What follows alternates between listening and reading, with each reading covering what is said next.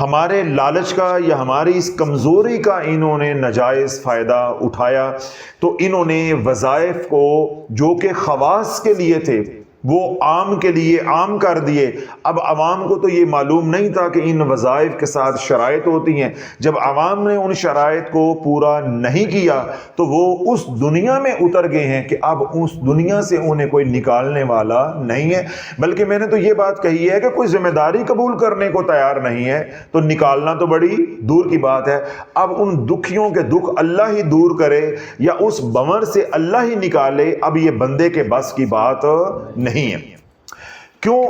بعضوں کو تو یہ بات سمجھ ہی نہیں آ رہی کہ صدیوں کی محنت کی ہے، ان کی مت مار دی ہے۔ اب جو لوگ وظائف کی دنیا میں اتر چکے ہیں انہوں نے مولویوں پیروں سے بھی یہ بات سنی، ایک ریڑی والے سے لے کے حرم والے بابے تک ایک ہی بات کہی جا رہی ہے، یہ پڑھو تو یہ ہو جائے گا، یہ پڑھو تو یہ ہو جائے گا۔ ایک تو یہ مسئلہ ہے، پھر اپنے بڑوں کو بھی انہوں نے یہی کچھ کرتے دیکھا۔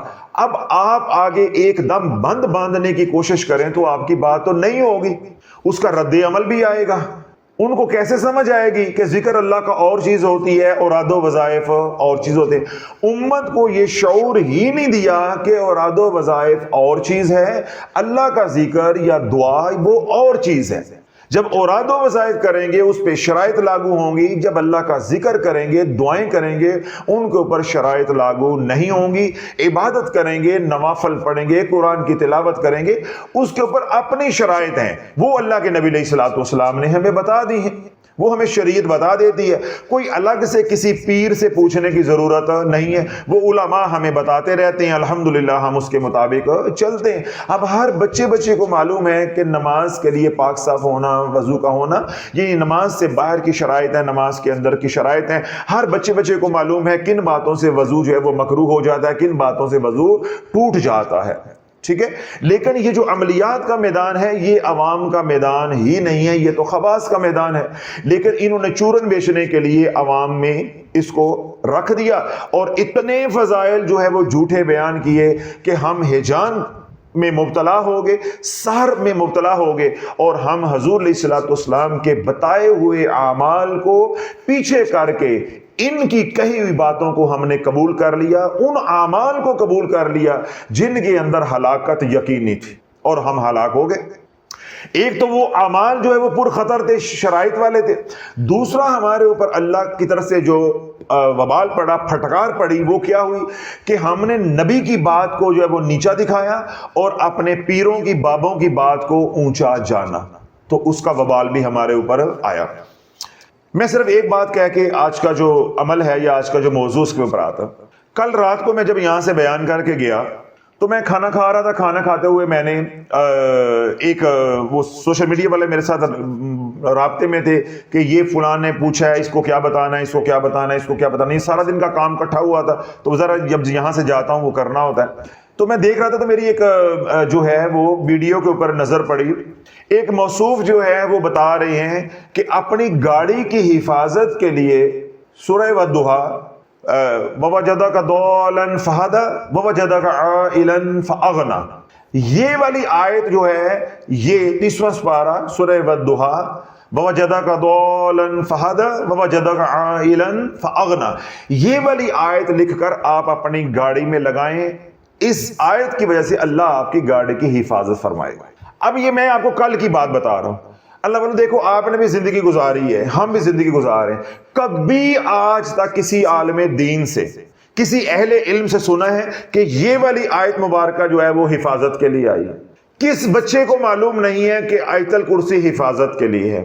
چاروں کل جو ہے وہ حفاظت کے لیے ہیں۔ باہر نکلے ہوئے گھر سے باہر نکلنے کی دعا جو حفاظت کے لیے، بسم اللہ توکلت علی اللہ لا حول ولا قوت الا باللہ، کس کو یہ معلوم نہیں ہے؟ پھر گاڑی میں بیٹھے ہو سفر کی دعا پڑھو، کس کو معلوم نہیں ہے؟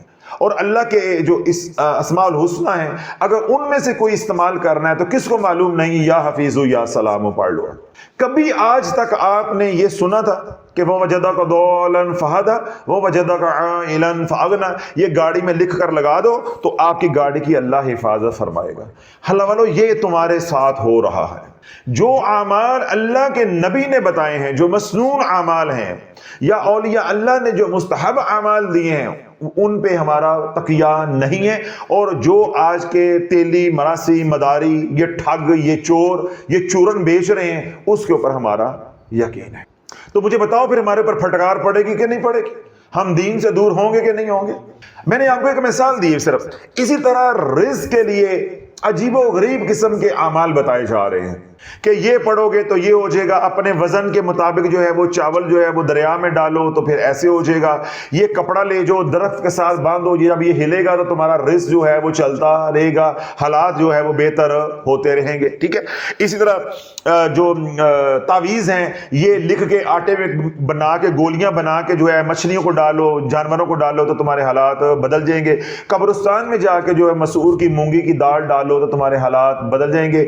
چونٹیوں کو جو ہے وہ دانہ ڈالو، کبوتروں کو دانہ ڈالو درباروں پہ جا کے تو تمہارے حالات بدل جائیں گے۔ اللہ والو پھر ایسی پھٹکار پڑی کہ ہم در اقدس پہ حاضر ہوئے، حضور علیہ الصلوۃ والسلام کے در پہ حاضر ہوئے، جہاں ساری کائنات کی بگڑی بنتی ہے، تو ہم حضور کے در کو چھوڑ کے تو کبوتر چوک میں آ کے کبوتروں کو دانہ ڈال رہے ہیں۔ ادھر طواف کرنے کے لیے مکہ میں گئے، حج عمرہ کرنے کے لیے گئے تو وہاں کعبہ کی زیارت چھوڑ کے، جس زیارت کے اوپر 40 نیکیاں ہیں، 40 رحمتیں نازل ہوتی ہیں۔ اللہ کے نبی علیہ الصلوۃ والسلام کا ارشاد پاک ہے کہ اللہ رب العزت 120 بار تجلی فرماتا ہے، 120 رحمتیں نازل ہوتی ہیں۔ جو طواف کر رہا ہے 60 اس کو ملتی ہیں، جو طواف کر رہا ہے 60 اس کو ملتی ہیں، جو محض زیارت کر رہا ہے، ایسے دیکھ رہا ہے، کوئی قرآن کی تلاوت نہیں، کوئی کچھ کر رہا ہے، 20 اس کو بھی مل رہی ہوتی ہے۔ تو ہم نے نہ وہاں طواف کیا، نہ ہم نے وہاں نماز پڑھی، ٹھیک ہے، اور نہ ہم نے عمرہ کیا، ہم آ کے جناب ان 20 سے بھی محروم ہو کے کیا کر رہے ہیں؟ کبوتر چوک میں آ کے کبوتروں کو دانہ ڈال رہے ہیں۔ اور پھر بدبختی یہاں پہ بھی نہیں رکی، پھر کیا کر رہی ہے وہاں ایک مائی، میں نے پوچھا اماں کیا کر رہی ہو؟ پتر روڑا پہ لبنی ہے، روڑے لبن نہیں ہیں۔ کیا کر رہی ہیں؟ روڑا لبن نہیں ہے۔ میں کہا روڑا لب کے کی کرنا ہے؟ وہ کہتے ہیں جی یہ اتنے کبوتر چوک تسی دانا پاؤ تو بچوں روڑا نکلا تو اللہ منڈا دیندا ہے۔ اللہ والو یہ ساری محنت ہے جس نے ہمیں اس بد عقیدگی کے اندر دھکیلا ہے۔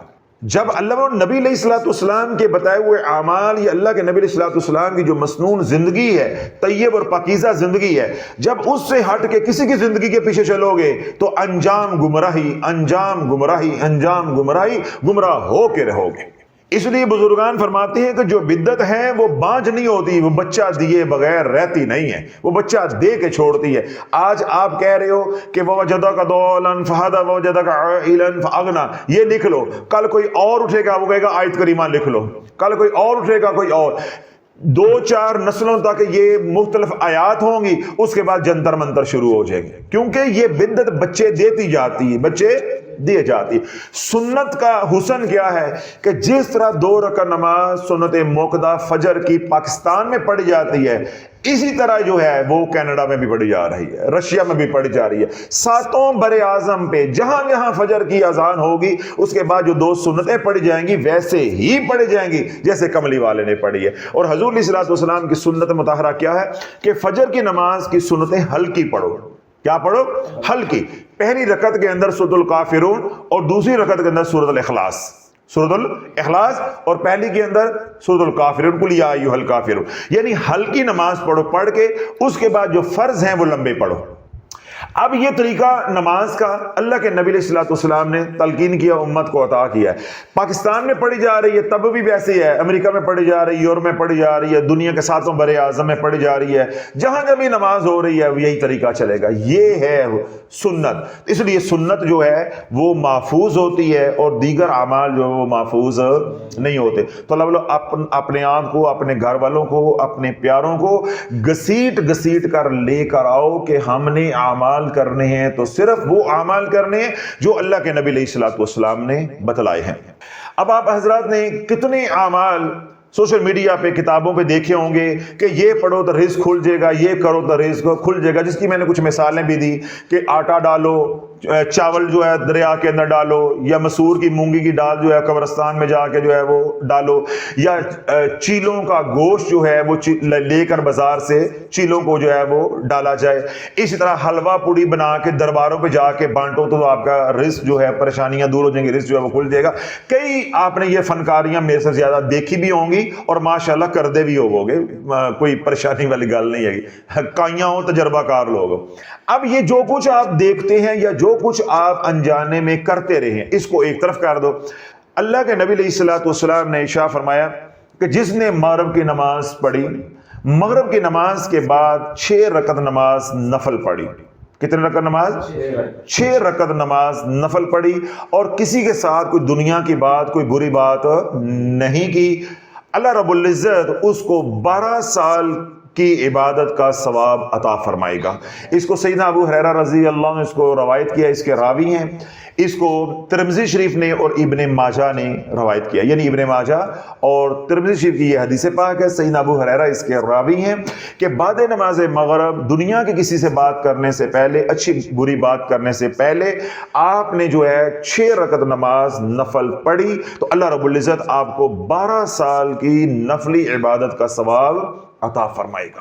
ایک بات ہو، حضرت عمار بن یاسر رضی اللہ عنہ روایت کرتے ہیں کہ حضور علیہ الصلوۃ والسلام نے ارشاد فرمایا ہے کہ جس نے مغرب کی نماز کے بعد 6 رکعت نماز نفل پڑھی، اگر اس کے گناہ سمندر کی جھاگ کے برابر بھی ہیں، اللہ اس کے سارے گناہوں کو معاف فرما دے گا۔ اس کو طبرانی نے روایت کیا ہے۔ اب اللہ بولو، یہ جو 6 رکعت نماز نفل ہے، یہ وہ نماز ہے جہاں یہ روحانی نفع دیتی ہے۔ اللہ والو، یہ رزق کے وہ دروازے کھولتی ہے جو کسی وظیفے سے نہیں کھولتی۔ میرے حضور کی امت کو اس عمل پہ نہیں لگایا گیا، قبرستان بھیج دیا گیا ہے، حلوہ پوڑی دے کے درباروں میں بھیج دیا گیا ہے، ٹھیک ہے، اور پاکستان سے پیسے لے کر گئے ہیں، پاکستان سے باجرہ لے کے جا رہے ہیں اور وہاں جا کے مکہ مدینہ میں کبوتروں کو ڈال رہے ہیں، یا اپنے ملک میں رہتے ہوئے درباروں پہ جا کے کبوتروں کو ڈال رہے ہیں۔ ان کاموں پہ یہ قوم جو ہے وہ لگ گئی، یا اپنے وزن کے برابر چاول جو ہے وہ دریاؤں میں، سمندروں میں، نہروں میں جو ہے وہ پھینکے جا رہے ہیں، یا آٹے کی گولیاں بنا بنا کے جو مچھلیوں کو ڈالی جا رہی ہیں، یہ رزق کھل جائے گا، لیکن امت کو نماز کی طرف نہیں لے کر آئے۔ اللہ والو، جو امت نماز پہ نہیں ہے وہ نفل کیسے پڑھ لے گی؟ جو مغرب کی نماز ہی نہیں پڑھتا وہ نفل کیسے پڑھ لے گا؟ جب مغرب کی نماز پڑھی، کیا کیا؟ مغرب کی نماز پڑھی، اللہ کے نبی علیہ الصلوۃ والسلام کا ارشاد پاک ہے کہ جس نے پنجگانہ نماز کی پابندی کی، اللہ رب العزت اس کا فقر و فاقہ دور عطا فرما دے گا۔ یعنی پہلا انعام ہی فرض نماز کے اوپر یہ ہے کہ تمہاری تنگ دستی کو اللہ دور کرے گا، تنگ دستی کو دور کرے گا۔ تو جس نے فرض نماز بھی پڑھ لی اور اس کے بعد 6 نوافل بھی پڑھ لیے، تو اللہ والو، اس کا رزق نہیں کھولنا تو رزق کس کا کھولنا ہے؟ اللہ رزق میں نے کہا ہے وہ دروازے کھولے گا کہ آپ سوچ بھی نہیں سکتے۔ تو اللہ والو، آج کے بعد آپ نے اہتمام کرنا ہے کہ جب مغرب کی نماز پڑھیں تو اس کے بعد 6 نوافل کا بھی اہتمام کریں۔ اس کا طریقہ جو درِ مختار کے اندر بیان کیا گیا ہے، میں وہ طریقہ بھی آپ کو بتا دیتا ہوں، بہت آسان طریقہ، انشاءاللہ آپ کا دل کرے گا پڑھنے کو۔ آپ کو پتا ہے شافی سودا بیچتا ہے ٹھوک کے، تو انشاءاللہ آپ سودا خریدنے پہ مجبور ہو جاؤ گے اور اللہ آپ کو اس سے نفع اٹھانے کی بھی توفیق عطا فرمائے گا۔ مغرب کی نماز کی کتنی رکعات ہیں؟ 3 فرض، 2 سنتیں، پھر 2 نفل، 4 اور 3 7۔ ہوں ذرا سودا میرا بکن لگا ہے، میں بیچن لگا، ذرا ہوں دیکھیا جی سودا کیسا ہے۔ پھر آپ کو پتا چلے گا کہ ہم نے، جو میں کہتا ہوں کہ ہم نے ڈرنا ہے اللہ سے اور پیار کرنا ہے کملی والے سے۔ پھر آپ کو معلوم ہوگا کہ میں صحیح کہتا ہوں یا غلط کہتا ہوں۔ پھر آپ کے دل میں خود بخود ہی کراہت اور نفرت بیٹھے گی ان بابوں اور پیروں، ان ملنگوں، ان مداریوں اور مراسیوں کے لیے کہ انہوں نے کیسے میرے حضور کی امت کو برباد کیا ہے۔ صرف چند روپوں کی خاطر انہوں نے حضور کے دین سے دور کر کے ایک متوازی دین بنا کے امت کو دے دیا ہے کہ یہ پڑھو تو ایسے ہو جائے گا، یہ پڑھو تو ایسے ہو جائے گا۔ آج ہم بھی مجبور ہیں امت کو اس طرح کے اعمال بتانے پہ۔ کیوں لوگ ہمارے پاس آتے ہیں؟ اس کام کے لیے ہیں۔ جب ہم حضور کی غلامی کی بات کرتے ہیں، دین برحق کی بات کرتے ہیں، تو لوگ کان چ انگلیاں مار دیں، واہ ہو جی سنیاں نے گلاں، پر ساڈے مسئلے دا حل دسو نا۔ یعنی معاذ اللہ تیرے مسئلے کا حل حضور کے دین میں نہیں ہے، وہ پیروں نے بتانا ہے۔ کوئی کمی رہ گئی تھی، ان وظائف کی ہمارے دین میں کمی رہ گئی تھی جو بزرگوں نے گھڑ گھڑ کے دیے۔ یعنی ان کو بزرگ بھی نہیں کہنا چاہیے، یہ تو شیطان ہے جو اپنے آپ کو بزرگ کہلوائے پھر رہے۔ اب آپ نے 6 رکعت نماز نفل یعنی 6 نفل جو ہے مغرب کے بعد کیسے پڑھنے؟ میں نے کیا کہا کہ اتنا آسان طریقہ بتاؤں گا انشاءاللہ کہ آپ پڑھنے پہ مجبور ہو جائیں گے. آپ کہیں گے کہ صلاۃ الاوابین اتنی آسان ہے. یہ 6 رکعت نماز جو نفل بعد نماز مغرب پڑھیں گے، اس نماز کو نماز اوابین کہتے ہیں یا صلاۃ الاوابین کہتے ہیں. صلاۃ الاوابین کہتے ہیں ان لوگوں کی نماز جو توبہ کرتے ہیں، جو توبہ کرتے ہیں، یعنی توبہ کرنے والوں کی نماز اس کو کہا گیا. اب اس کے اندر تھوڑا سا اختلاف ہے، وہ بھی میں واضح کر دیتا ہوں تاکہ سوشل میڈیا پہ جب بیان جانا ہوتا ہے تو کچھ لوگ جو اہل علم ہوتے ہیں وہ پھر اعتراض کرتے ہیں، وہ میں تھوڑی سی وضاحت کر دیتا ہوں 1 آدھ منٹ کے اندر. یہ جو لفظ ہے یا اصطلاح ہے اوابین، اس میں اختلاف ہے. بعض علماء کہتے ہیں کہ نماز جو چاشت ہے، یعنی جو نماز چاشت ہے یا جو 9-10 بجے جو ہم نوافل پڑھتے ہیں، اس میں اور اوابین میں کوئی فرق نہیں ہے. ٹھیک ہے، لیکن اس بات کے اندر کسی کا اختلاف نہیں ہے کہ اللہ کے نبی علیہ الصلوۃ والسلام بعد نماز مغرب نوافل کا اہتمام کرتے تھے، اور وہ نوافل 2 سے لے کر 20 تک تھے. 2 سے لے کر 20 تک تھے. جو علماء اہل سنت ہیں انہوں نے یہ بات کہی ہے کہ اگر کوئی شخص نماز مغرب کے بعد یعنی فرض نماز پڑھنے کے بعد 6 رکعت نماز نفل پڑھ لے گا تو یہ نماز اوابین ہی کہلائے گی یا اوابین کے قائم مقام ہو جائے گی.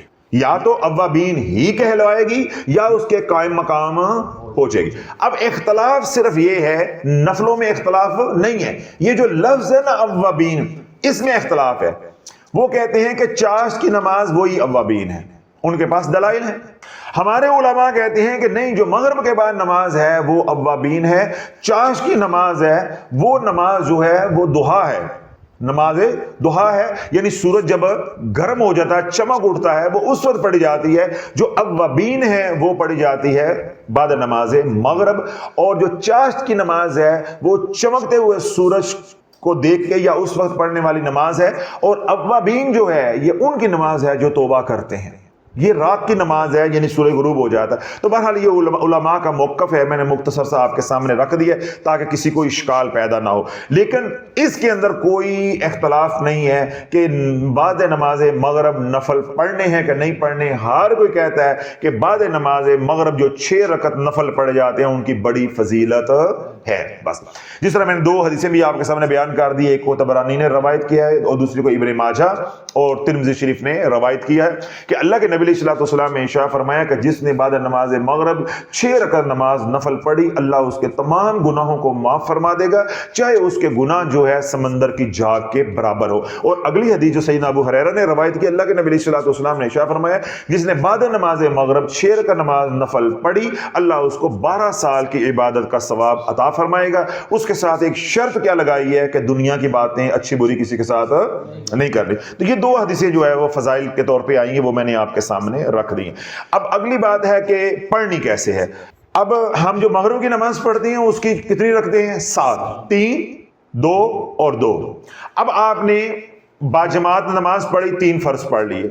ماؤں بہنوں بیٹیوں نے گھر میں نماز پڑھی، 3 فرض پڑھ لیے.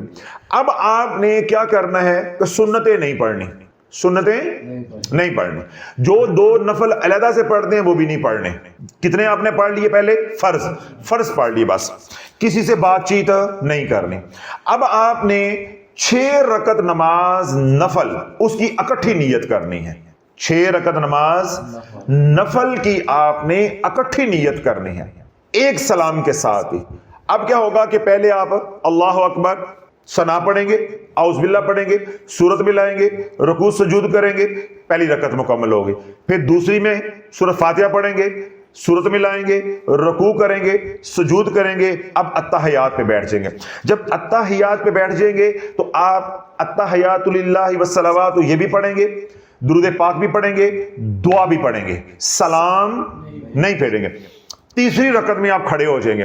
جب تیسری رکعت میں کھڑے ہوں گے تو دوبارہ اسی طرح پڑھیں گے جیسے پہلی رکعت پڑھی تھی. ثنا بھی پڑھیں گے، اعوذ باللہ بسم اللہ پڑھیں گے اور ساری رکعت مکمل. چوتھی میں پھر آپ بیٹھ جائیں گے، قعدہ پہ بیٹھ جائیں گے. پھر آپ التحیات پڑھیں گے، پھر آپ درود و سلام پڑھیں گے اور آپ دعا پڑھیں گے، لیکن سلام اب پانچویں رکعت میں آپ کھڑے ہوں گے تو پانچویں رکعت ایسے ہی پڑھیں گے جیسے پہلی رکعت پڑھی ہے. اب پانچویں پڑھیں گے، چھٹی پڑھیں گے اور سلام پھیر دیں گے. یوں آپ نے جب 6 رکعتیں اکٹھی ایک سلام کے ساتھ پڑھ لی تو جو پہلی دو ہیں وہ سنت گنی جائیں گی، وہ پہلی 2 جو ہیں سنت گنی جائیں گی، اور باقی جو 4 ہیں وہ نفل گنے جائیں گے. جب ان 6 کو ملاؤ گے تو یہ اوابین گنی جائے گی، یہ اوابین گنی جائے گی. اب اس کے اندر در مختار کے اندر علماء نے، فقہاء نے یہ رائے دی ہے کہ اگر کسی کو یہ مشکل ہو کہ وہ ایک سلام کے ساتھ ہی جو ہے وہ نماز پڑھے تو وہ بھول جائے گا، لمبی ہو جائے گی نماز، تو وہ کیا کرے کہ 2 سنتیں پہلے علیحدہ پڑھ لے جس طرح ہم عام طور پہ پڑھتے ہیں. ٹھیک ہو گیا؟ بعد کے جو 4 نفل ہیں ان کی اکٹھی نیت کر لے تو اب یہ 6 رکعتیں 2 سلاموں کے ساتھ ہو جائیں گی. یعنی پہلے آپ نے 3 فرض پڑھ لیے، اس کے بعد اب 2 سنتیں بھی آپ نے پڑھ لی.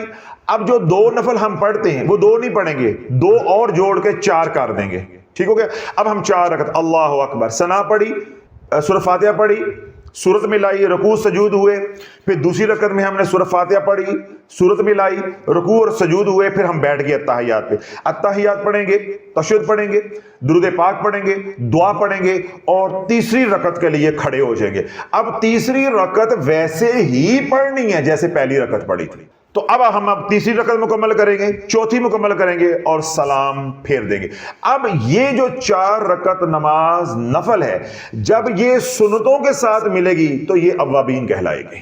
یعنی آپ کو آپ کی سنتیں بھی ادا ہو گئیں، آپ کو اوابین کا ثواب بھی مل گیا. ٹھیک ہو گیا؟ سمجھ آ گئی؟ اور اگر آپ کو یہ بھی مشکل ہو رہا ہے، 2 صورتیں میں نے بتا دی نا، تیسری اور آخری صورت ہے، اگر آپ کو یہ بھی مشکل ہو رہا ہے تو جیسے آپ کی عادت بنی ہوئی ہے کہ مغرب کے پہلے 3 فرض پڑھے، پھر 2 سنتیں پڑھی، پھر 2 نفل پڑھے، بعد میں اللہ والوں صرف 2 نفل الگ اور پڑھ لو، یہ 6 ہو جائیں گی اور یہ نماز اوابین ہو جائے گی. اب تو کوئی بھاگنے کی گنجائش شافی نے نہیں چھوڑی نا. اب تو ہماری یہ بدبختی ہوگی کہ ہم نہ پڑھیں.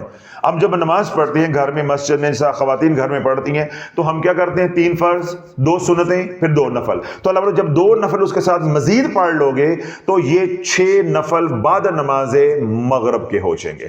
تو اس کو صلاۃ الاوابین کہتے ہیں، یعنی توبہ کرنے والوں، پلٹنے والوں کی نماز، اللہ کی طرف رجوع کرنے والوں کی نماز.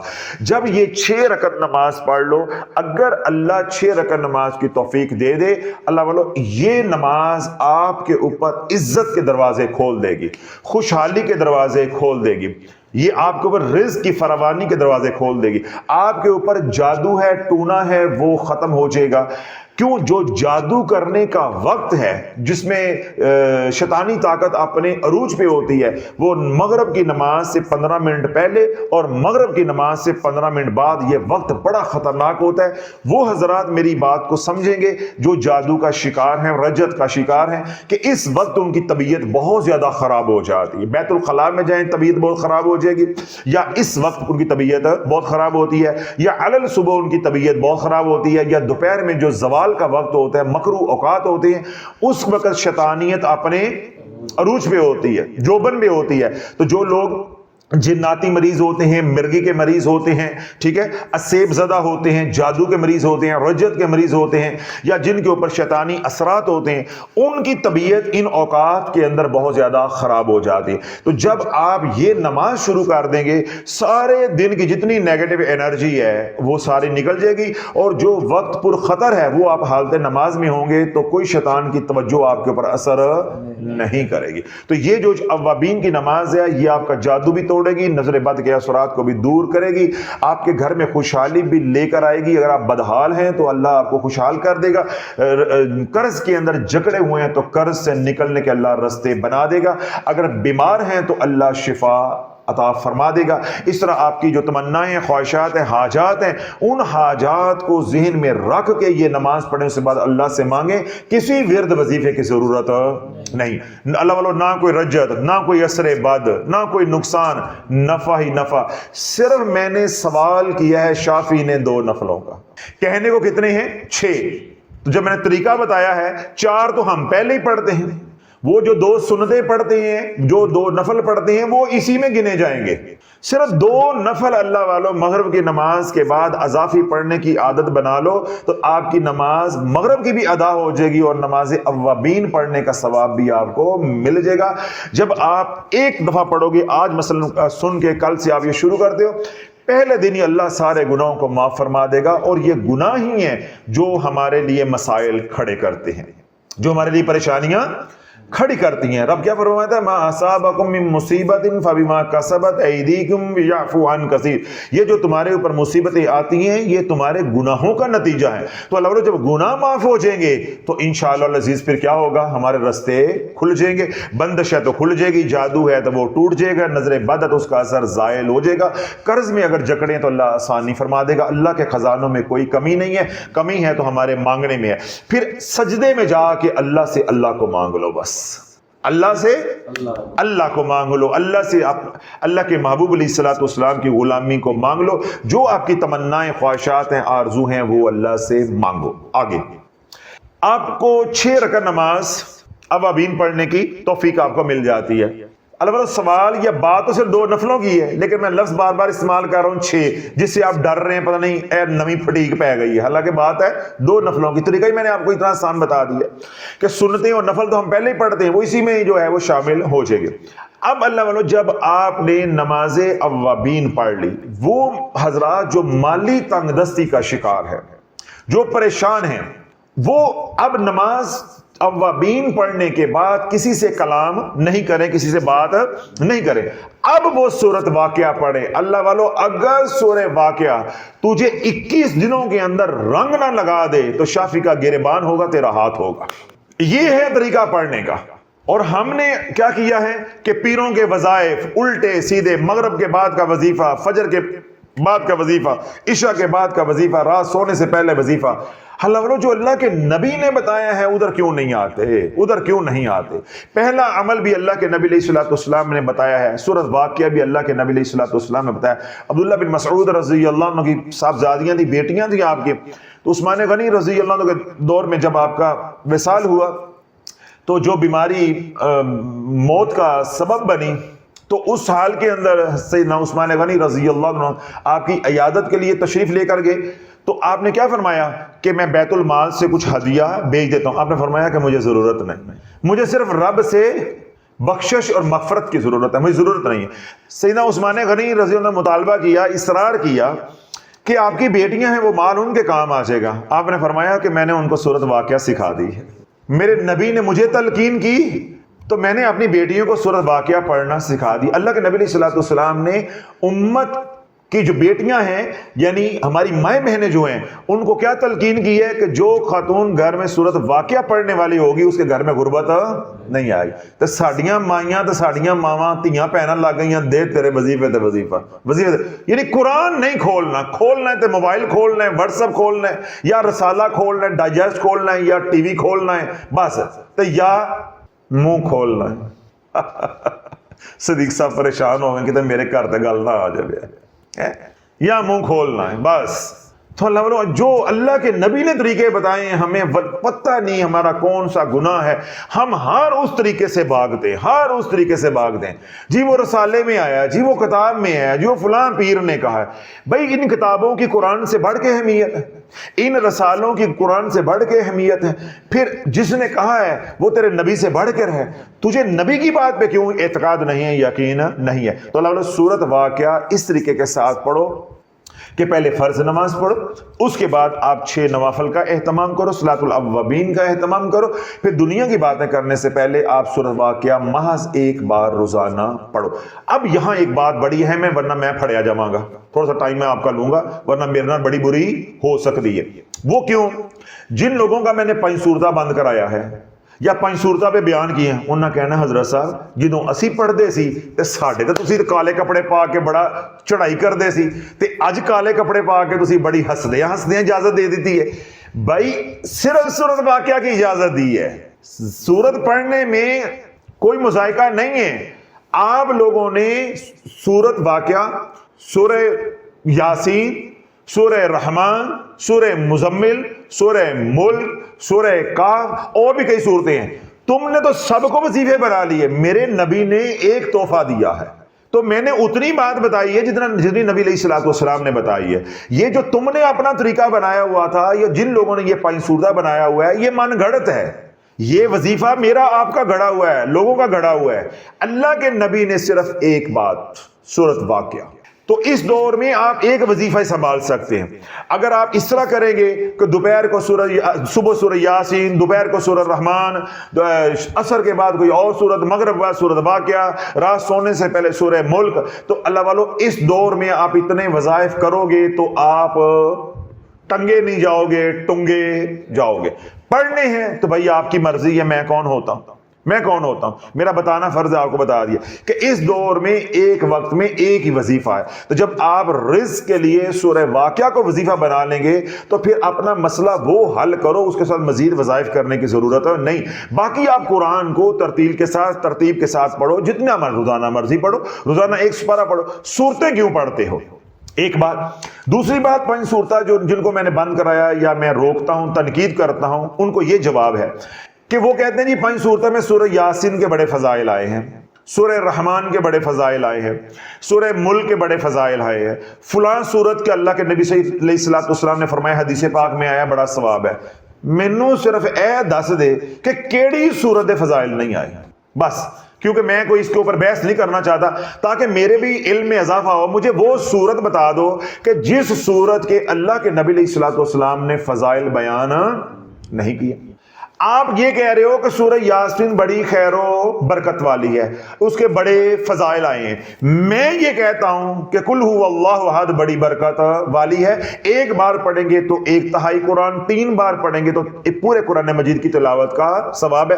میرے نبی علیہ الصلوۃ والسلام نے ارشاد فرمایا جو رات سونے سے پہلے 100 مرتبہ قل هو اللہ احد پڑھے گا دائیں کروٹ لیٹ کے، کل قیامت کے دن رب فرمائے گا کہ تیرا کوئی حساب نہیں ہے، تو دنیا میں دائیں کروٹ لیٹ کے رات کو سونے سے پہلے سورۃ اخلاص 100 بار پڑھتا رہے، دائیں طرف سے جنت میں داخل ہو جا۔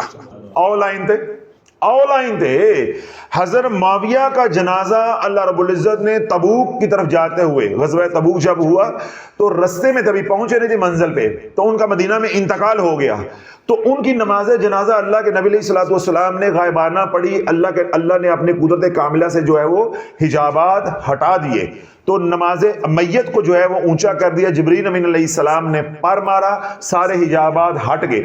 اللہ کے نبی علیہ الصلوۃ والسلام نے نماز جنازہ سیدنا معاویہ کی پڑھی، ٹھیک ہے، اور جب حضور علیہ الصلوۃ والسلام نے جبرائیل امین علیہ السلام سے پوچھا کہ معاویہ کو یہ کرامت، یہ مقام، یہ عظمت، یہ شان کیسے ملی ہے، تو جبرائیل امین علیہ السلام نے کیا عرض کی کہ یا رسول اللہ چلتے پھرتے اٹھتے بیٹھتے قل هو اللہ احد اللہ الصمد لم یلد ولم یولد ولم یکن لہ کفوا احد پڑھتے تھے۔ آؤ لائن تھے، آؤ نا جواب لے کر آؤ، میں دلائل دے رہا ہوں، اب لاؤ نا، مجھے سناتے ہو کہ ثواب ہے؟ تم نے نبی کی زندگی پڑھی ہوتی شرم سے مر نہ جاتے؟ بھائی حدیث کو پڑھنا اور بات ہے، حدیث کو سمجھنا اور بات ہے۔ یہی تو امت گمراہ ہوئی ہے کہ ہم قرآن و سنت پہ، بھائی تو قرآن و سنت کو امام ابو حنیفہ سے زیادہ سمجھ سکتے ہیں، جو آئمہ ہیں ان سے زیادہ سمجھ سکتے ہیں، جو علماء ہیں ان سے زیادہ سمجھ سکتے ہیں۔ تو اللہ حدیث پڑھنا کیا ہے؟ ہمیں اردو پڑھنی آتی ہے، ہم حدیث کا ترجمہ میں نہیں پڑھ سکتا، 6ٹھی کلاس کا بچہ نہیں پڑھ سکتا، لیکن اللہ کے نبی اس میں کیا فرما رہے ہیں، کیا منشا ہے، اس کے اندر حکمت کیا ہے، حکم کیا ہے، یہ سمجھنا یہ فقہاء کا کام ہے، محدثین کا کام ہے، جو اس کام کے ماہر ہیں۔ آپ نے کہا اجر و ثواب، میں نے ایک دلیل دی ہے، آپ کی بولتی بند ہو گئی ہے۔ اللہ کے نبی علیہ الصلوۃ والسلام نے رات سونے سے پہلے سورہ فلق اور سورہ ناس پڑھنا شروع کر دی۔ پہلے آپ دیگر صورتیں پڑھتے تھے، جب یہ صورتیں نازل ہوئیں اللہ کے نبی علیہ الصلوۃ والسلام نے، عقبہ بن عامر جو ہے وہ روایت کرتے ہیں کہ اللہ کے نبی علیہ الصلوۃ والسلام نے تمام صورتیں جو ہے وہ پڑھنی بند کر دی، انہی صورتوں سے اپنے آپ کو دم بھی کرتے رقیہ کے طور پہ بھی، اور اپنا علاج بھی کرتے، اور لوگوں کو بھی انہی صورتوں سے دم کرتے۔ آؤ لائن تھے۔ پھر اللہ کے نبی علیہ الصلوۃ والسلام نے فرمایا کہ جس نے سورہ فلق ناس پڑھی اس سے بڑھ کر کوئی صورت پناہ دینے والی نہیں ہے، شر سے بچانے والی نہیں۔ پھر اللہ کے نبی علیہ الصلوۃ والسلام نے فرمایا کہ جو اللہ کی محبوب صورتیں ہیں ان محبوب صورتوں میں سورہ فلق اور سورہ ناس۔ آؤ لائن تھے۔ تو اس طرح ہم ساری صورتوں کو وظیفے بنا لیں گے۔ سورہ بقرہ کے اپنے فضائل ہیں، سورہ آل عمران کے اپنے فضائل ہیں، سورۃ توبہ کے اپنے فضائل ہیں، ٹھیک ہے، کون سی صورت ہے جس کی اپنے فضائل نہیں ہے؟ تو اس لیے یہ اصول نہیں ہوتا کہ بھئی حدیث میں اس کی بڑی جو ہے وہ ترغیب آئی ہے یا حدیث پاک کے اندر اس کی بڑی فضیلت آئی ہے. سوال یہ ہوتا ہے کہ جو عمل میں کروں کیا وہ عمل میں سنبھال سکتا ہوں یا میں اس کے ساتھ کوئی اور عمل کر سکتا ہوں؟ تو یہ باتیں کون بتائے گا؟ جو اس فن کا ماہر ہے. تو ہم آپ کو یہ کہتے ہیں کہ آپ ایک وقت میں ایک عمل ہی کریں. اگر آپ نے سورہ یاسین کو وظیفہ بنا لیا ہوا ہے پھر آپ کو سورہ ملک پڑھنے سورہ واقعہ پڑھنے کی ضرورت نہیں. صرف آپ جو ہے نماز اوابین پڑھیں اور اللہ سے مانگیں کیونکہ صبح آپ نے سورہ یاسین پڑھ لی ہوئی ہے. اور اگر آپ نے زیادہ کرنا ہو تو سورہ یاسین پڑھنے کی فضیلت رات کو بھی آئی ہے. میں نے اس پہ بیان تفصیل کے ساتھ کیا ہے, وہ تلاش چینل پہ اپلوڈڈ ہے, وہاں سے آپ سن سکتے ہیں. آپ رات کو بھی سورہ یاسین پڑھ لو تاکہ وظیفہ آپ کا ایک ہی رہے. سمجھ آ گئی؟ ایک ہی وظیفہ. اور اگر آپ نے سورہ واقعہ کو وظیفہ بنا لیا ہے تو پھر صبح سورہ یاسین نہیں پڑھیں, صبح محض آپ قرآن کی تلاوت کریں, پاؤ, ڈیڑھ پاؤ, آدھا سپارہ, جتنی اللہ نے آسانی دی ہے اتنا آپ قرآن جو ہے وہ پڑھ لے, تلاوت جو ہے وہ کر لیا کریں. اب بات سمجھ آ گئی؟ تو ہم گمراہ کس بات پہ ہوئے ہیں؟ وہ جی حدیث پاک کے اندر فضیلت بڑی آئی ہے. حدیث پاک دے اندر میں اپنے کان چنگلی مارنا کہ میری آواز ہی نہ جاندی ہوئے. حدیث پاک دے اندر تے جہاد دی بھی بڑی فضیلت آئی ہے. وہ کیوں نہیں کرتے؟ حدیث پاک کے اندر تو اہل و عیال کی خدمت کرنے کی بھی بڑی فضیلت آئی ہے. تے اپنی بیویاں نو 6 مہینے انہاں دے گھر بٹھائی رکھ دے. اے گلاں کیوں نہیں سمجھ آندی؟ حدیث پاک کے اندر تو زکوٰۃ اور عشر کی بڑی فضیلت آئی, او کیوں نہیں دیندے آگے؟ حدیث پاک کے اندر تو بہنوں کا حصہ دینے کے بڑے احکامات اور فضیلت آئی, او کیوں نہیں دیندے آگے؟ حدیث پاک کے اندر تو یہ بات بھی آئی ہے کہ مجھے ڈر لگا کہیں ہمسایوں کو وراثت میں شامل نہ کر دیا جائے, تو ہمسایوں کے ساتھ اچھا سلوک کیوں نہیں کرتے؟ حدیث پاک کے اندر تو رشتہ داروں کے ساتھ قطع طلب جو ہے کرنے کے اوپر اتنی وعیدیں آئی ہیں, ان سے کیوں نہیں ڈرتے؟ تو اے حدیث پاک کر کے اے چورن سانو نہ دبو ہے, اے چورن آپ ہی کھاؤ. سمجھ آ گئی؟ حدیث پاک اور چیز ہے, اس کو سمجھنا یہ اور فن ہے, پڑھ لینا یہ اور بات ہے, سمجھنا یہ اور بات ہے.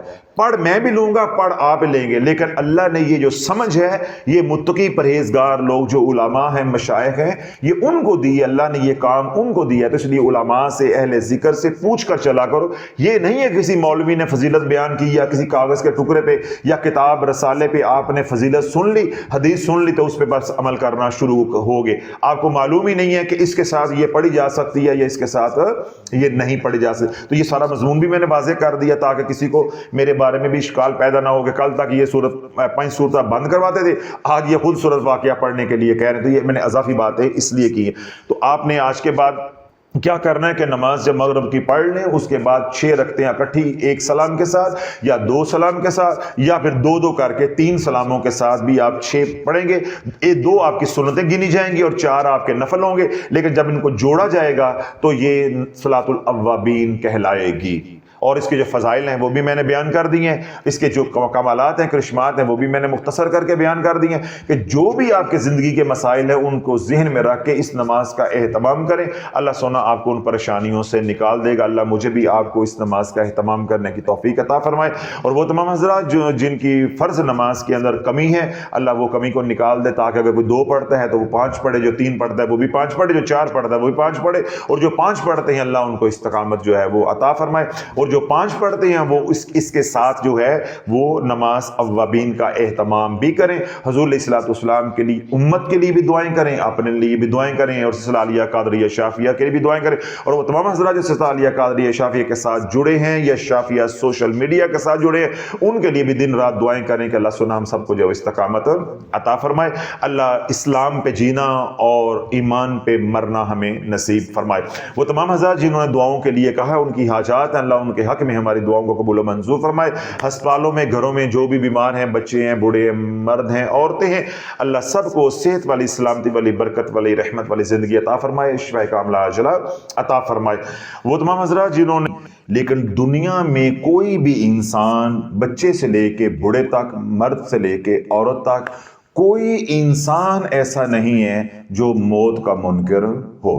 یعنی اللہ اس کے رسول کے منکرین کی تعداد کم و بیش اس وقت 4.5 ارب سے بھی زیادہ ہے, لیکن دنیا بھر میں موت کا منکر ایک بھی نہیں ہے۔ کیوں؟ ہم اپنے پیاروں کو، غیروں کو اپنے سامنے آتے بھی دیکھتے ہیں اور مرتے بھی دیکھتے ہیں۔ کل نفس ذائقۃ الموت، جو بھی آیا ہے سب نے موت کا ذائقہ چکھنا ہے۔ اللہ کے محبوب علیہ الصلوۃ والسلام نے ارشاد فرمایا کہ مردے کے لیے، کس کے لیے؟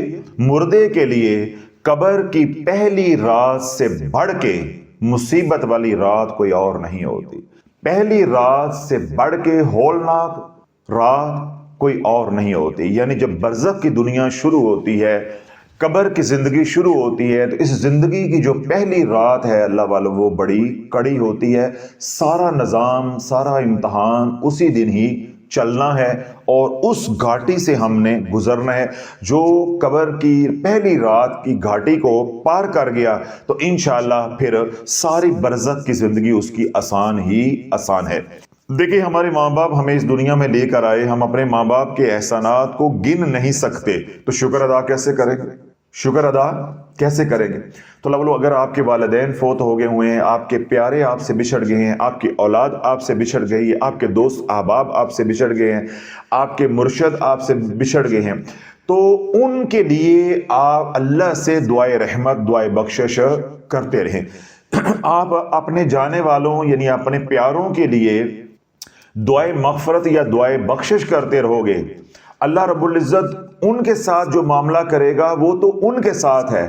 اللہ جو دنیا میں تجھے عزتیں دے گا وہ الفاظ کے اندر بیان نہیں کیا جا سکتا۔ اللہ کو اپنے محبوب علیہ الصلوۃ والسلام کی یہ امت اتنی پسند ہے کہ حضور علیہ الصلوۃ والسلام جب اس دنیا میں تشریف لے کر آئے تو جو پہلے کلمات آپ کی زبان اقدس سے ادا ہوئے وہ کیا تھے؟ اللہم اغفر لی امتی، اللہم اغفر لی امتی۔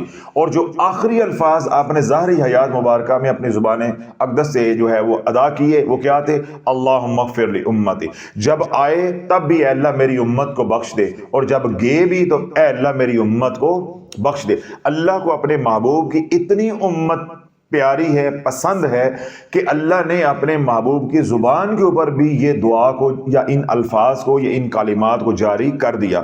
تو جو اللہ کے محبوب علیہ الصلوۃ والسلام کی امت کی بخشش کی دعائیں شروع کر دیتا ہے وہ بھی اللہ کو محبوب ہو جاتا ہے۔ تو یہ عمل ہے اللہ کو محبوب ہونے کا۔ اب اگلی بات آپ کو خود ہی سمجھ آ جائے گی کہ اللہ جو اللہ کو محبوب ہو جائے گا تو کیا پھر محب جو ہے محبوب کو تکلیف دے کے راضی ہوتا ہے؟ محب کی جو خوشی ہوتی ہے وہ محبوب کی خوشی میں ہوتی ہے۔ تو اللہ جب آپ اللہ کو محبوب ہو جاؤ گے تو اللہ آپ کے سارے دکھ دور کر دے گا۔ زندگی کی پریشانیاں ہیں، گھر کی پریشانیاں ہیں، کاروبار کی پریشانیاں ہیں، صحت کی پریشانیاں ہیں، بچوں کے رشتوں کے مسائل ہیں، جادو ٹونا کا مسائل ہے، گھر میں لڑائی جھگڑے ہیں، مالی تنگ دستی ہے، قرضہ ہے، کسی طرح کی پریشانی کے اندر آپ ہیں، جب آپ یہ عمل کرتے کرتے یعنی دعائیں کرنا شروع کر دیں گے جو جا چکے ہیں ان کے لیے، یعنی جو دنیا سے رخصت ہو گئے ہیں، جو انتقال کر گئے ہیں، جب آپ ان کے بخشش کے لیے دعائیں شروع کر دو گے تو کیا ہوگا کہ آپ بھی دھیرے دھیرے حضور علیہ الصلوۃ والسلام کے قریب ہوتے جاؤ گے اور اللہ کے قریب ہوتے جاؤ گے۔ جو اللہ اس کے رسول کے پھر قریب ہو جاتا ہے اس کے دکھ نہیں رہتے۔ جتنا انسان اللہ اس کے رسول کے قریب ہوتا ہے اتنی اللہ پریشانیوں کو دور کیے جاتا ہے۔ اتنا سادہ اور آسان عمل بتا رہا ہوں، جب آپ اس کے فضائل سنیں گے تو انشاءاللہ آپ کا دل جو ہے وہ اشش کر اٹھے گا کہ ہم ٹیڑے میڑے غلط ملط وظائف پڑھ کے رجت میں پھنسے ہیں، کاش ان اعمال کا ہمیں پہلے علم ہوتا، ہم یہ سادے سادے اعمال کرتے جو اللہ کے نبی نے بتائے ہیں۔ کیوں؟ جو اعمال اللہ کے محبوب علیہ الصلوۃ والسلام نے بتائے ہیں، جن کو عملیات نبوی کہتے ہیں، ان سے رجت نہیں ہوتی، کوئی شرائط نہیں ہوتی۔ پیروں کے وظائف جتنے بھی ہوں گے، چاہے کسی اللہ کے ولی کے بھی ہیں، چاہے غوث پاک رضی اللہ عنہ کے بھی ہیں، ان پہ شرائط لاگو ہو کر رہیں گی۔ اور اگر ہم شرائط کو نظر انداز کریں گے یا ہمیں معلوم نہیں ہوں گی یا شرائط ٹوٹ جاتی ہیں تو پھر کیا ہے؟ رجت ہو کے رہے گی، اثر بعد آ کے رہے گا۔ اور جو میں عمل بتا رہا ہوں یہ کیونکہ کملی والے نے بتایا ہے، نہ اس کی اجازت لینے کی ضرورت ہے، یہ تو بس اللہ سے مانگنے کی ضرورت ہے کہ اللہ ہمیں کرنے کی توفیق عطا فرما دے۔ اللہ کے محبوب علیہ الصلوۃ والسلام نے ارشاد فرمایا، جس کا مفہوم ہے کہ جس نے 2 رکعت نماز پڑھی، 2 رکعت نماز نفل پڑھی، پہلی رکعت کے اندر سورۃ فاتحہ پڑھیں گے، سورۃ فاتحہ کے بعد 11 مرتبہ آیت الکرسی، 11 مرتبہ سورۃ تکاثر، الہاکم التکاثر حتی زرتم المقابر، 30واں سپارہ، 11 مرتبہ آیت الکرسی، 11 مرتبہ سورۃ تکاثر اور 11 مرتبہ سورۃ اخلاص، قل ھو اللہ احد۔ بس یہی صورتیں دوسری رکعت کے اندر پڑھنی، یعنی آپ نے 2 رکعت نماز نفل کی نیت کرنی ہے، ٹھیک ہے، نیت کر لیں گے، اللہ اکبر کہیں گے، ہاتھ باندھیں گے، ثنا پڑھیں گے، اعوذ باللہ بسم اللہ پڑھیں گے، اس کے بعد سورۃ فاتحہ پڑھیں گے، اس کے بعد آپ بسم اللہ شریف کے ساتھ آیت الکرسی 11 بار پڑھیں گے، پھر بسم اللہ شریف کے ساتھ سورۃ تکاثر جو ہے وہ 11 بار پڑھیں گے، پھر بسم اللہ شریف کے ساتھ ہی آپ سورۃ اخلاص 11 بار پڑھیں گے، پھر رکوع کریں گے، سجود کریں گے، آپ کی 1 رکعت نماز کی مکمل ہو جائے گی۔ دوسری رکعت کے لیے آپ کھڑے ہوں گے، اللہ اکبر کہیں گے، بسم اللہ شریف پڑھیں گے، سورۃ فاتحہ پڑھیں گے، سورۃ فاتحہ کے بعد 11 مرتبہ آیت الکرسی بسم اللہ شریف کے ساتھ پڑھیں گے، پھر 11 مرتبہ سورۃ تکاثر بسم اللہ شریف کے ساتھ پڑھیں گے اور 11 مرتبہ سورۃ اخلاص بسم اللہ شریف کے ساتھ پڑھیں گے، رکوع میں جائیں گے، سجود کریں گے، اتحیات پڑھیں گے، درود پڑھیں گے، دعا پڑھیں گے، دائیں بائیں سلام پھیریں گے، نماز 2 رکعت نفل مکمل ہو جائے گی۔ اب پہلے آپ یہ سن لیں کہ یہ جتنا میں نے بتایا ہے اتنا کرنے پہ اللہ کے محبوب نے کیا فرمایا ہے کہ جن کے لیے تم نے یہ ایصال ثواب کرنے کے لیے نماز پڑھی ہے ان کو کیا ملے گا، ان کو کیا ملے گا اور پڑھنے والے کو کیا ملے گا۔ پھر اگلی بات آپ کو خود ہی سمجھ آ جائے گی کہ اگر اللہ مجھے اس نماز کے اوپر اتنا نواز رہا تو کیا میری دنیا کی پریشانیاں رہ جائیں گی، پھر مجھے اس کے اوپر تقریر کرنے کی یا بیان کرنے کی ضرورت ہرگز نہیں ہے۔ اللہ کے محبوب علیہ الصلوۃ والسلام نے ارشاد فرمایا جس نے یہ نماز پڑھی جو ہی وہ سلام پھیرے گا نماز سے فارغ ہوگا اللہ 1000 فرشتوں کو بھیجے گا جو اس نماز کے انوار و تجلیات کو تھامے ہوئے اس مردے کے پاس جائیں گے اور سور پھونکنے تک یعنی محشر برپا ہونے تک اس مردے کو بہلاتے رہیں گے۔ یعنی اس کا اتنا اجر و ثواب ہوگا کہ اس کے انوار و تجلیات کو 1000 فرشتے لے کر جائیں گے قبر والے کے پاس اور قیامت تک کے لیے وہ 1000 فرشتہ قبر کے اندر رہے گا، مردے کا دل لگائے رکھے گا، اس کی دل جوئی کرے گا تاکہ قبر کی جو زندگی ہے جو گھٹن ہے اس سے وہ پریشان نہ ہو۔ یہ تو ہو گیا کس کو نفع، مردے کو، اس کی بخشش بھی ہو گئی اور اللہ نے 1000 فرشتہ بھی بھیج دیا اور اتنا زیادہ اجر و ثواب بھی بھیج دیا، اس کی بخشش بھی کر دی، جہنم کے عذاب سے خلاصی بھی کر دی۔ محض 2 رکعت نماز نفل آپ نے پڑھ لی، محض 2 رکعت نماز نفل، نیت بھی اس کی یہی ہے، ٹھیک ہو گیا۔ اب یہ تو چلا گیا ان کو، آپ نے اپنی والدہ کے لیے، والد کے لیے، اولاد کسی کی فوت ہو گئی تو اس کے لیے، چچا تایا کے لیے، رشتہ داروں کے لیے، مرشد کے لیے یا حضور علیہ الصلوۃ والسلام کی ساری امت کے لیے پڑھی ہے اگر ظرف جو ہے وہ بڑا ہے۔ یہ تو چلا گیا نفع ان کو۔ اب آپ نے پڑھی ہے، آپ کو کیا ملے گا؟ اب سنو پہلا انعام، اللہ کے محبوب علیہ الصلوۃ والسلام نے ارشاد فرمایا کہ جو یہ 2 رکعت نماز نفل پڑھے گا اللہ اس کے 40، ایسے نہیں سناؤں گا، انگلیوں پہ گنو تاکہ یہ ازبر ہو جائے۔ اللہ کے محبوب علیہ الصلوۃ والسلام نے ارشاد فرمایا کہ جس نے یہ نماز پڑھی اس کے اللہ 40,000 درجات کو بلند کرے گا۔ کتنے انعام ہو گئے؟ 1، 40,000 درجات کو بلند کرے گا۔ پھر اللہ اس کو 40,000 حج کا ثواب عطا کرے گا۔ جو کہتے ہیں کہ ہمارے پاس پیسہ نہیں ہے حج کے لیے، تو اللہ کے محبوب نے کیسا آسان طریقہ بتایا ہے کہ تو میری امت کو بخشواتا جا، تیرا گھر بیٹھے ہی حج ہوتا جائے گا۔ ایک بار 2 رکعت نماز نفل پڑھ، 40,000 حج کا ثواب ہے۔ 40,000 کتنے انعامات ہو گئے؟ 2۔ تیسرا، اللہ کے محبوب علیہ الصلوۃ والسلام نے ارشاد فرمایا کہ جس نے یہ 2 رکعت نماز نفل پڑھی اس کو 40,000 عمرے کرنے کا ثواب اللہ عطا فرمائے گا۔ کتنے انعام ہو گئے؟ 3۔ اگلا انعام، اللہ کے محبوب علیہ الصلوۃ والسلام نے ارشاد فرمایا جو یہ نماز پڑھے گا اللہ جنت میں اس کے لیے 1000 شہر تیار کروائے گا، محل نہیں، 1000 شہر اللہ عطا فرمائے گا جو یہ نماز پڑھے گا کہ محض میرے پیارے بخشے جائیں، حضور کی امت بخشی جائے۔ کتنے انعامات ہو گئے؟ 4۔ 5واں، جس نے یہ نماز پڑھی حضور علیہ الصلوۃ والسلام نے ارشاد فرمایا اس کو اللہ جنت کے 1000 جوڑے عطا فرمائے گا۔ کتنے ہو گئے؟ 5۔ چھٹا اور آخری انعام یہ ہے، حضور علیہ الصلوۃ والسلام نے ارشاد فرمایا جس نے یہ نماز پڑھی اللہ اس کو 1000 شہیدوں کا ثواب عطا فرمائے گا۔ اللہ والو صرف 15 منٹ آرام آرام سے نماز پڑھو گے تو یہ 6 انعامات تمہیں ملیں گے، اور ایک انعام پڑھنے والے کو کل ملا کے یہ 7 انعامات حدیث پاک میں آئے ہیں جو میں نے آپ کے گوش گزار کر دیے. یعنی جس کے لیے ہم نماز پڑھیں گے اس کے لیے اللہ 1000 فرشتے بھیجے گا، یہ تمام اجر و ثواب کو وہ لے کر جائیں گے اور قیامت تک وہ اس مردے کے پاس رہیں گے تاکہ اس کا دل لگا رہے. یہ ایک انعام ہے، یہ ملے گا ان کو. اور اس کے ساتھ جو دیگر انعامات ہے وہ کیا ہے؟ جنت اس کے نام ہو جائے گی، جہنم سے خلاصی ہو جائے گی. یہ انعام اس کے. آپ کو 6 انعام ملیں گے. 40,000 درجات بلند ہوں گے، اس کے بعد 40,000 حج کا ثواب، 40,000 عمرے کا ثواب، اس کے بعد 1,000 اللہ شہر عطا فرمائے گا جنت میں، 1,000 جنتی جوڑے عطا کرے گا، اور 1,000 شہیدوں کا ثواب اللہ عطا کرے گا. جو میرا رب اس نماز کو پڑھنے پہ اتنا عطا کر رہا ہے، تجھے دنیا میں کیا عطا کرے گا؟ اس عطا کا اللہ رب العزت ایک ذرہ بھی، اس ساری عطا کا اللہ رب العزت ایک ذرہ بھی اس دنیا میں عطا کر دے، اللہ والو ہم بادشاہ بن کے رہیں گے.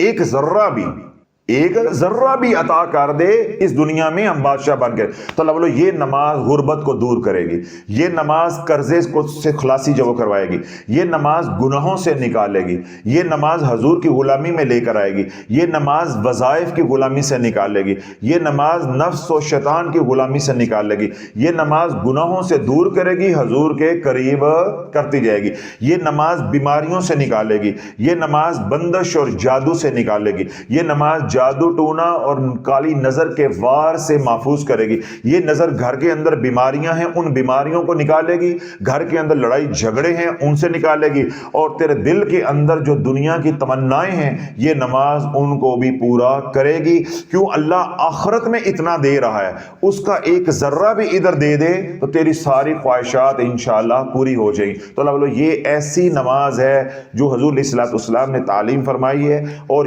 اس سے خوبصورت نماز نہیں ہے نفلی، یہ نماز حقیقت میں کن فیکون کی نماز ہے. یعنی ایک بار آپ نے پڑھ لی تو جن کے لیے پڑھی ہے ان کا بھی بیڑا پار ہے، اور تیرے بھی سارے کام سیدھے ہو جائیں گے، تیری بھی پانچوں کی سار کڑائی میں. تو اللہ یہ کن فیکون کی نماز آپ حضرات سب جو ہے وہ کوشش کیا کریں کہ کم از کم ہفتے میں ایک بار ضرور پڑھیں، ہفتے میں ایک بار ضرور پڑھ لیا کرے. جس طرح صلاۃ و تسبیح کا حکم ہے، اگر صلاۃ و تسبیح نہیں پڑھ سکتے تو یہ نماز کم از کم ایک بار پڑھ لیا کرے. اپنے پیاروں کو بخشوائیں، اپنی اولاد فوت ہوگی اس کو بخشوائیں، اپنے دوست احباب ماں باپ فوت ہو گئے ان کو بخشوائیں، اپنے اساتذہ اپنے مرشد کے لیے بخشش کا ذریعہ بنے. اور اگر سینہ بڑا ہے، ظرف بڑا ہے، اصلی ہیں اور نسلی ہیں، تو یہ نماز پڑھ کے بالعموم جو ہے ساری امت کو بخشوانے کی دعا کیا کرے. تو جو اللہ کے محبوب علیہ الصلوۃ والسلام کی ساری امت کی بخشش کی دعائیں شروع کر دے گا، اللہ والو پھر اس کو اپنے لیے دعائیں کرنے کی کوئی حاجت کوئی ضرورت نہیں رہ جائے گی. کیوں؟ کائنات کے سارے فرشتے پھر اس کے لیے دعائیں کرنے پہ لگ جائیں گے. جب آپ ساری امت کو بخشوانے پہ لگ جاؤ گے، سارے ایمان والوں کو بخشوانے پہ لگ جاؤ گے، تو پھر سارے فرشتے تمہیں بخشوانے پہ لگ جائیں گے. یہ تو پھر ایسے ہی اللہ والو do good have good, as you sow shall you reap. جیسا کرو گے ویسا ہی ہونا ہے. جب تم لگ جاؤ گے سب کو بخشوانے کے لیے تو رب کی رحمت کا نظام جوش میں آ جائے گا کہ ایک بندہ مجبور ہو کے اتنا کر رہا ہے تو میں قادر ہو کے اس کی جھولی نہ بھروں، اس کی دنیا کی تنگیاں دور نہ کروں، یا آخرت میں آسانی اس کو نہ. تو اللہ والو دنیا بھی سکھی ہو جائے گی اور آخرت میں تو انشاءاللہ العزیز پھر موجانے. تو اس لیے میں نے کہا اس نماز کو کم از کم ہفتے میں ایک بار ضرور پڑھا کریں. جمعے والے دن پڑھ لیں، ویکینڈ ہوتا ہے جمعرات کو اس دن پڑھ لیں، ہفتے کو آپ کا ویکینڈ ہوتا ہے اس دن پڑھ لیں.